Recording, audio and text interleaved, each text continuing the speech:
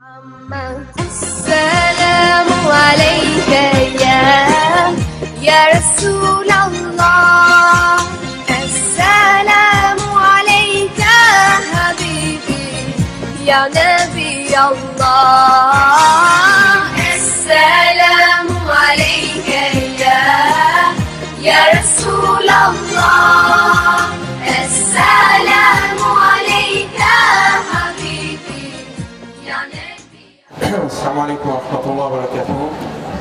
بسم الله والصلاة والسلام على أشرف الأنبياء سيدنا محمد وعلى آله وأصحابه أجمعين.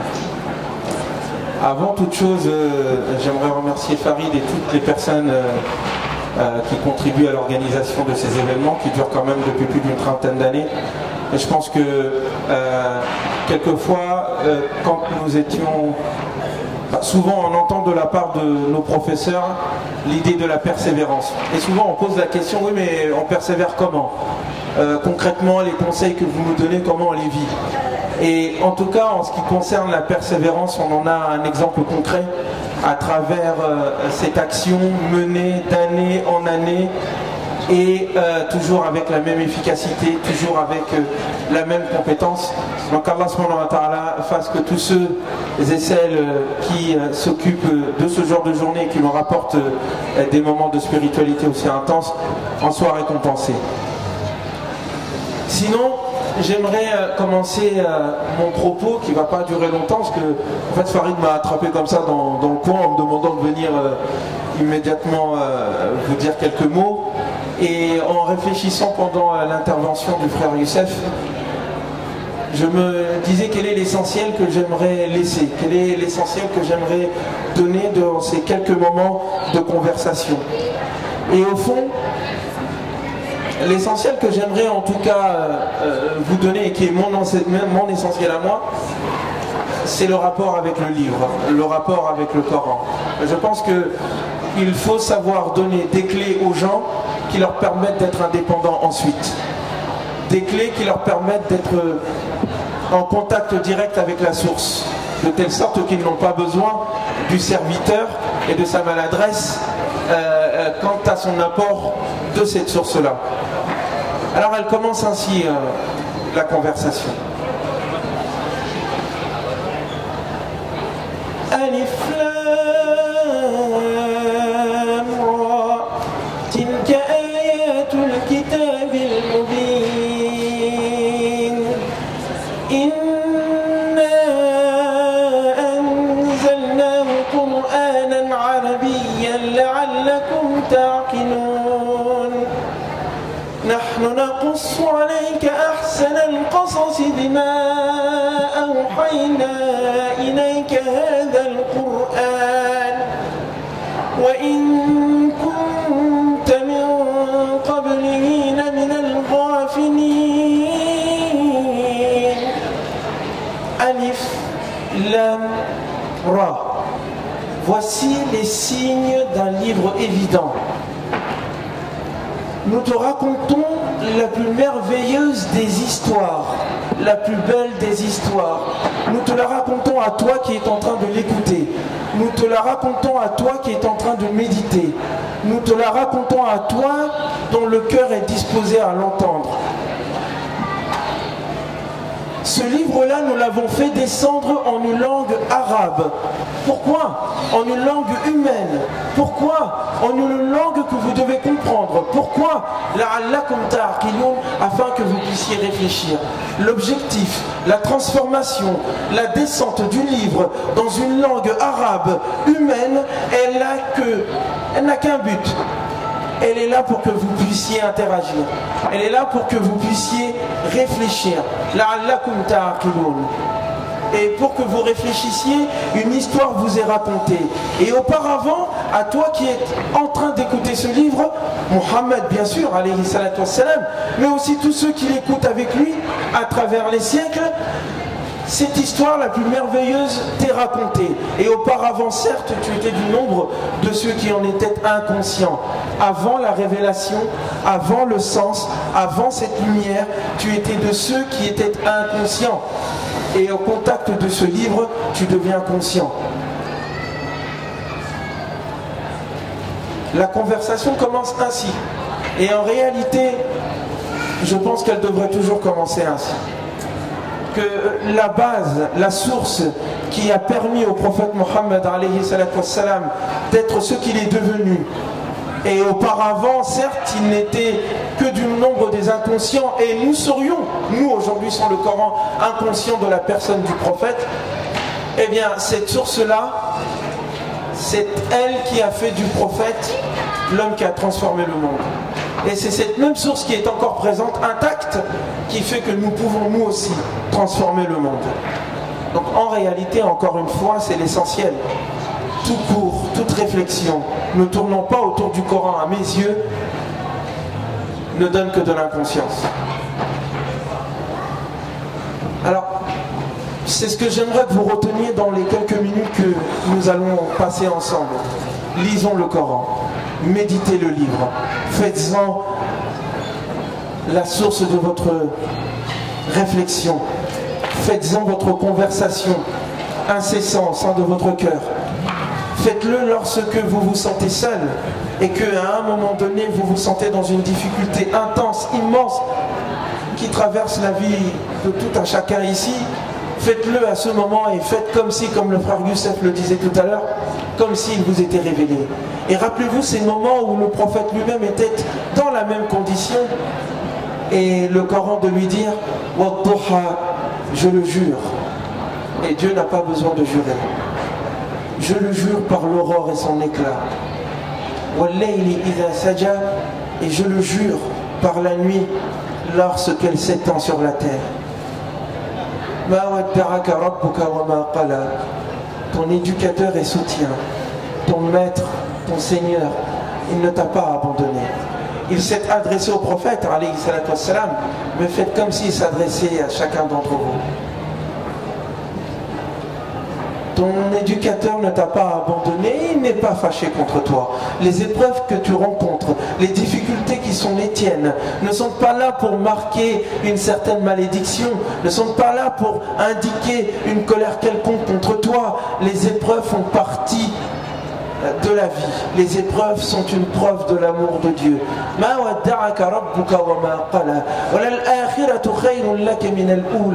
Regarde cette vie et sois-en optimiste, car en réalité, il se peut, non, en réalité, ce qui vient après sera forcément meilleur que ce qui est présent. L'au-delà, l'après-vie, le regard que tu portes de cette vie, au-delà de l'épreuve que tu ressens et que tu subis, elle est positive.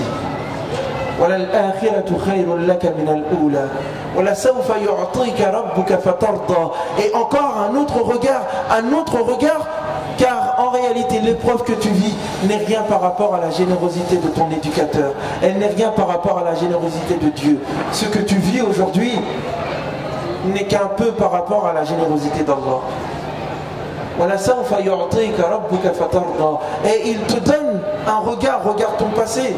Wallah, et faites en sorte que ces versets descendent sur vos cœurs comme s'ils vous étaient révélés à vous, comme si Djibril lui-même était en train de le descendre et que vous aviez, vous voyez, vous entendez goutte à goutte les signes du Coran descendre sur le cœur du prophète et donc sur le vôtre aussi. Et il lui dit, regarde,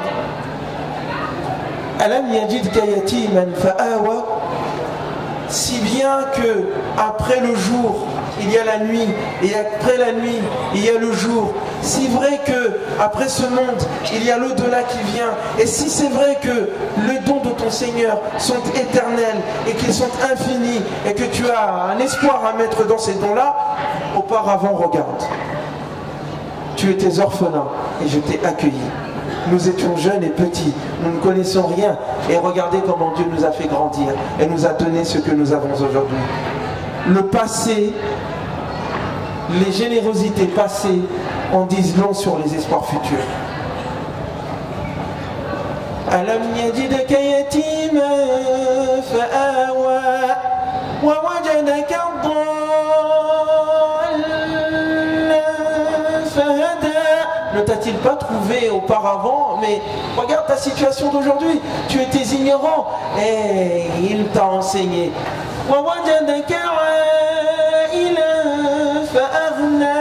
et tu étais auparavant pauvre, tu étais démuni, tu n'avais pas grand-chose, et il t'a certes enrichi. Regarde ton passé. Regarde. Parce que quelquefois, on peut dire à une personne qui se trouve dans des difficultés, ne t'inquiète pas, ça va aller. Et il te dira, oui, mais c'est facile pour toi de dire ça. Regarde dans les situations dans lesquelles je suis sur le point de me suicider. Calme-toi, ne perds pas espoir. Regarde le passé. Tire leçon de ce qui s'est passé et tu comprendras ce qui va venir. Tu étais orphelin, je t'ai accueilli. Tu étais un ignorant, je t'ai enseigné. Et tu étais pauvre, et je t'ai tant donné. Certes, ces passages parlent de la vie du prophète, mais elle nous parle à nous aussi. Elle dit que de tout temps Dieu était là, même quand tu n'en étais pas conscient. Même quand tu étais tout petit, j'étais là. Même quand tu ne savais pas, j'étais là. Même quand tu croyais que tu n'avais rien, j'étais là. Et à chaque étape de ta vie, j'étais présent. Et dans les prochaines, je serai là. Si tu sais que les difficultés que tu vis seront forcément remplacées par les aurores qui sont à venir, dans ces cas-là, tu dois être attentif envers ceux qui vivent la difficulté. Car tu étais orphelin. L'orphelin, donc, ne sois pas tyran envers lui. Sois plein de douceur avec lui. Et quant à celui qui demande, qui pose des questions, tu étais certes un ignorant, que ton savoir d'aujourd'hui ne te sert pas à le dénigrer maintenant, car tu étais auparavant comme lui. Ne le repousse pas.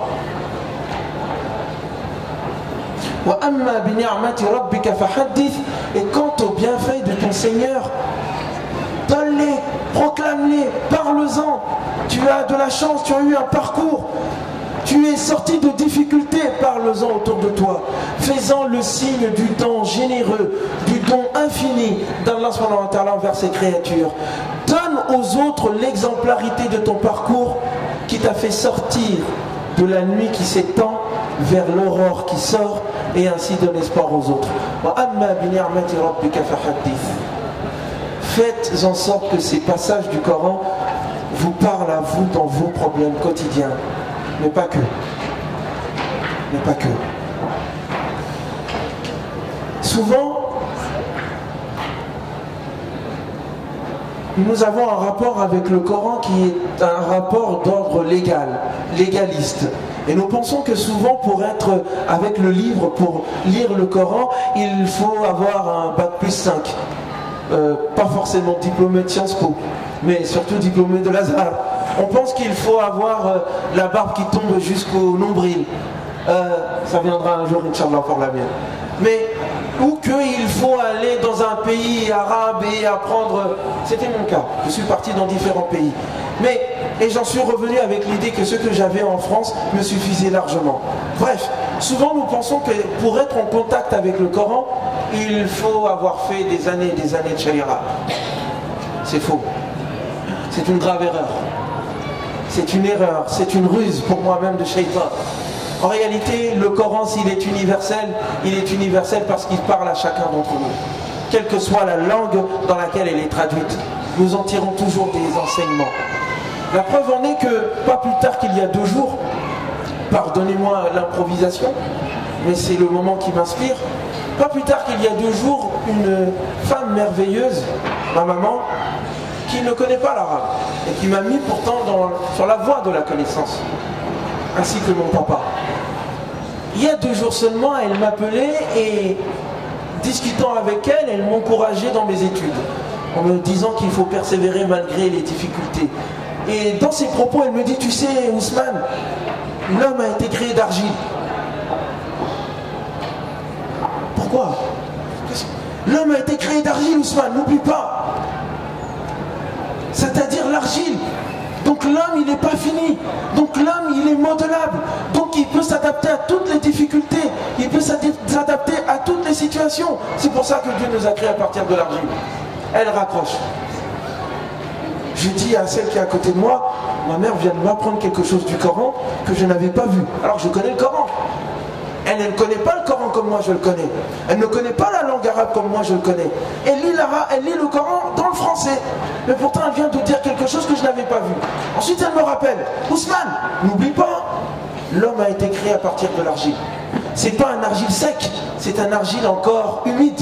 La preuve en est, quand tu te fais mal, il y a du sang qui coule, il y a de l'eau en toi. Donc ça veut dire que c'est pas de l'argile sec, c'est de l'argile encore humide. Donc c'est quelque chose qui est encore modelable.